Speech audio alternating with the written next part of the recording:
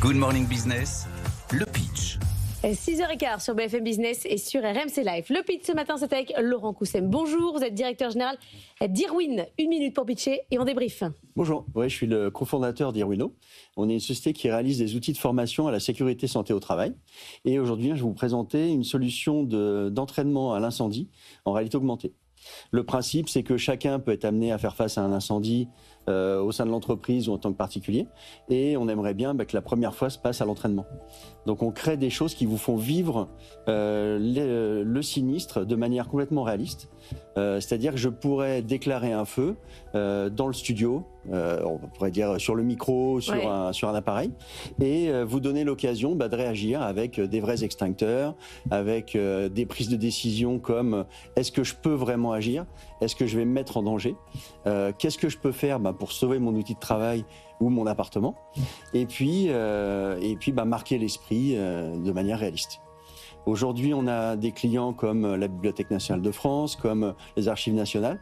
C'est notre grande fierté, se dire que les documents les plus précieux de la France sont protégés par des gens qui sont formés avec nos solutions. Et puis, on va aussi dans l'industrie, chez Michelin, dans l'agroalimentaire, avec Lactalis, c'est moi. Oui, parce que vous parlez de nous, chez nous, de ce qu'on peut faire, mais votre modèle, il est B2B quand même.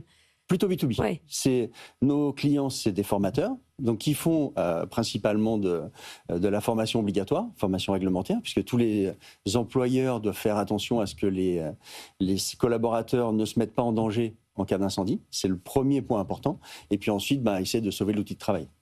Anthony. Alors, il faut bien expliquer comment ça fonctionne, parce que je pense que c'est encore un petit peu flou. Pour ceux qui nous regardent à la télé, vous avez un casque de réalité virtuelle, mais en fait, la force de votre modèle, c'est que vous mélangez le virtuel et le réel. C'est-à-dire qu'on met le casque sur la tête, mais on va actionner des vrais extincteurs qui se trouvent devant moi en physique, en fait. C'est ça, le truc. Exactement.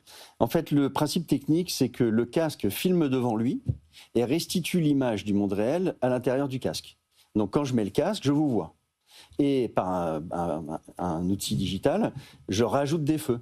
Je rajoute des boutons d'alarme, je pourrais avoir une voiture, je peux ajouter plein de choses pour que ce soit réaliste. Ah oui. Et finalement, vous allez avoir un vrai extincteur en main. Ah oui, qui est un extincteur réel. On travaille sur un modèle... C'est pas un jeu vidéo, c'est ce que je veux dire. C'est pas juste un jeu vidéo. Ça se fait en salle blanche, quoi. Vous le faites pas vraiment au bureau. Mais les gens font n'importe quoi, normalement. C'est-à-dire que sans formation, vis-à-vis d'un feu, on se comporte mal. Ouais. Panique. Et même quand ils ont reçu la formation théorique, ce qu'on fait, c'est qu'on fait 2 feux qui sont assez faciles à gérer. Donc la première chose, c'est, on leur rappelle bien qu'il faut se demander si on peut agir. C'est-à-dire que s'il y a quelque chose de toxique parfois qui brûle... Parfois, vous me fuyez. C'est ça que vous voulez dire ? C'est le mieux. Surtout quand on a peur. En fait, vous le savez, il y a un effet tunnel. En fait, quand on est dans une situation de stress, on réfléchit moins bien. Et si on sent qu'on est dans cette situation, le mieux, c'est d'appeler les pompiers. Fermer la porte pour éviter que le feu se propage, prévenir les collègues pour les faire partir, sonner l'alarme pour que tout le monde sache qu'il y a un problème, et puis ne pas essayer d'éteindre. Après, c'est un peu dommage de ne pas essayer d'éteindre un feu de cendrier ou un feu de corbeille. Donc là, on prend un extincteur, on l'éteint soi-même. C'est la gestion de la peur, en fait. C'est à ça que ça sert. Eva. Votre produit, c'est ce casque, donc c'est ce que vous vendez. Vous vendez un casque ou vous vendez aussi des formations ? Nous, on vend le logiciel. Le logiciel. On ne fait pas de formation. Nos clients sont des formateurs qui peuvent être internes à l'entreprise ou externes et qui viennent faire des formations dans l'entreprise. Et vous travaillez avec les pompiers, par exemple ? Oui.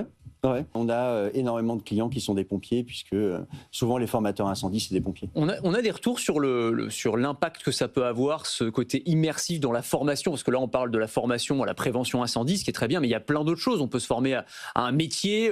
J'avais parlé par exemple dans les salles d'opération, les médecins ou les chirurgiens maintenant s'entraînent avec des casques de réalité virtuelle, mais ça peut être aussi pour conduire un engin de chantier. Enfin, on peut imaginer plein de cas d'usage. On sait un petit peu quelle efficacité ça a en réalité ? Oui, on sait qu'on mémorise mieux. Puisqu'on est directement impliqué. Je vais devoir mener des actions, je vais devoir réfléchir et du coup, j'apprends mieux. Et les études montrent que alors tout à l'heure, vous posiez la question de gens qui feraient des choses un peu inconsidérées. On s'aperçoit que dans la réalité virtuelle, on a les mêmes biais que dans le monde réel. C'est-à-dire que si je n'ai pas peur du feu, je vais trop m'approcher du feu et je risque de me brûler. Ouais. Si j'ai très peur du feu, on a fait surtout un exercice sur le vertige. Et les gens sont en sueur, tremblent. On leur rappelle qu'ils ne sont pas du tout au-dessus du vide et qu'il n'y a aucun risque. Mais ce que vous voyez, votre cerveau l'intègre comme la réalité. Ah, c'est hyper immersif. Comme les exercices de vertige avec les casques de VR où on a l'impression d'être au sommet d'un gratte-ciel et quand on regarde vers le bas, on a beau savoir que c'est de la réalité virtuelle, on a quand même, on stresse quand même. Ouais. Ça s'appelle Irwino. Merci Laurent Goussem d'être venu ce matin dans la matinale de l'économie.